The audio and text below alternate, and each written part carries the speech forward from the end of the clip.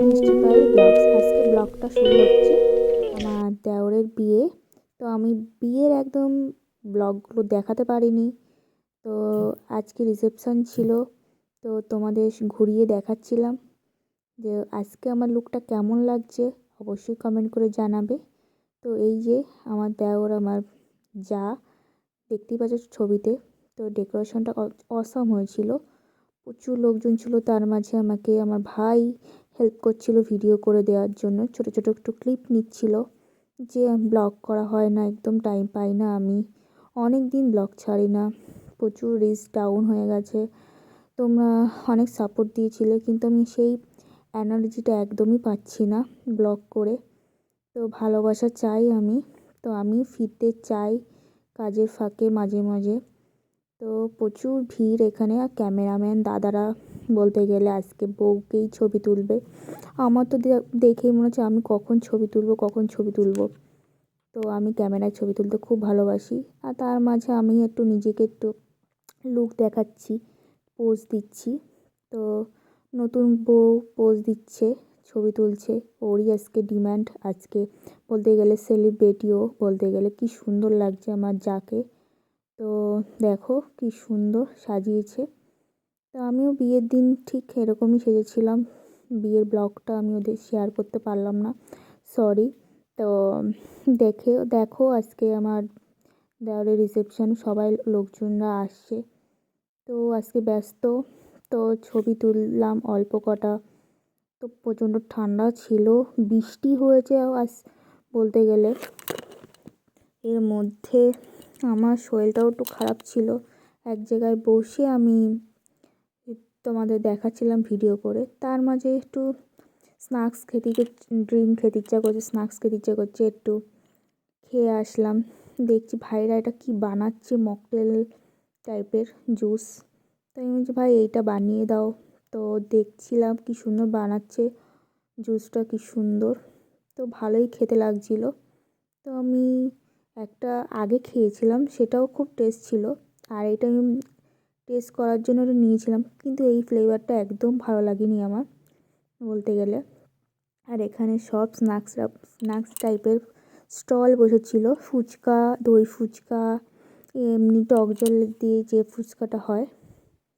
এদিকে দই ফুচকা রেডি হচ্ছে, এটা খুব সুন্দর খেতে হয়েছিল। এদিকে কফিটাও খুব সুন্দর হয়েছিল। ওই পাশে আইসক্রিম, পকোড়া, ফিশ বল, এদিকে মকটেল, এত কিছু আইটেম হয়েছে। আমি সব আইটেমই মোটামুটি ট্রাই করেছি, খুবই টেস্ট ছিল। এই সবাই ভাইরা, আমার হাজবেন্ডরা সবাই মিলে, দেওরটা ওরা মিলে একটু ছবি টবি তুললো। আমি একটু নিজেকে একটু দেখালাম, বোর লাগছে, ভালো লাগছে না। বউয়ের সাথে ছবি তুলবো করে আর তোলাই হলো না সেরকম। তার মাঝে রাত হয়ে গেছে, 11টা বাজে, ফাঁকা। আমরা লাস্ট বেসে বসেছি। দেখো আমাদের এদিকে দিচ্ছে না, আমি কখন ওয়েট করছি। আর এখানে অনেক কিছু শেষ হয়ে গেছিলো বলতে গেলে, লাস্ট বেসে বসেছি বলে। কি সুন্দর ডেকোরেশনটা হয়েছিল আজকে, কি বলবো। আর আমি তো ওয়েট করছিলাম কখন খাওয়া দাওয়া দেবে। তো বেশি কিছু আজকে নিলাম না, বলতে গেলে অনেক আইটেম ছিল, আমার পেট ভরা ছিল। এটা হচ্ছে চিকেনের যে কি একটা রোস্ট টাইপের ছিল, রেশমি কাবাব। তো আমি কিচ্ছু নিইনি, সবাই খাবার খাচ্ছে। যে আমার বর খাচ্ছে ভাত দিয়ে, মাছ দিয়ে, আমি কিচ্ছু নিইনি। কখন পাতুরি আসবে এইটা, আমার এই ভেটকি পাতুরি খেতে যে কী ভালো লাগে, কত বছর পর খাচ্ছি কে জানে। তো মাঝে পেয়েছিলাম অনেক আগে, খেয়েছি, কিন্তু এই টেস্টটা একদমই আলাদা ছিল ওই মাছের। তো কি সুন্দর তুলতুলে। আর শুধু পাতুরিটাই বেশি খেয়েছি আমি বলতে গেলে। সবাই তো খাচ্ছে, তার মাঝে আমার দেওর দেখো দেখাশোনা করছে খাচ্ছি কি না বৌদি। বলতে গেলে খুব টেস্ট ছিল মাছটায়। আমি তো পাতুরিই খেয়ে যাচ্ছি, আর সবাই খাবার দাবার নিচ্ছে যা যার পছন্দ। তার মাঝে দেখো ফ্রাইড রাইস চলে এলো, যে খেতেও দিল না আমাকে, যে খেতে দাও পরে দাও, না দিয়েই দিল। তার মাঝে টুকটুক করে মাছটা খাচ্ছিলাম, খুবই টেস্ট ছিল। এবার খাওয়া হয়ে গেল আমার ভেটকি পাতুরি। আর ফ্রাইড রাইসের সাথে মাটন কষা না হলে হবে? শীতের বেলা গরম গরম মাংস আর ফ্রাইড রাইস, মুখে জল চলে আসছে আমার। এখন আমি বলছি আর আমার মুখে জল চলে আসছে। তো খুব টেস্ট হয়েছিল খাবার দাবারগুলো। তো আমি মোটামুটি ভেটকি পাতুরি, ফ্রায়েড রাইস আর মাটন কষাটাই নিয়েছিলাম। সবাই সবটা নিয়েছে। তো খাওয়া দাওয়া হয়ে যাওয়ার পর একটু নিজেকে একটু দেখাচ্ছিলাম তোমাদের যে আমাকে কেমন লাগছে, আজকে আমার লুকটা কেমন লাগছে অবশ্যই কমেন্ট করে জানাবে। তো এই লেহেঙ্গাটা আমার বউভাতের দিন আমি পরেছিলাম। তো একদিনই পরেছিলাম, ভাবলাম নতুন কী কিনবো, এইটাই আমি পরে নিলাম দেওরের বিয়েতে।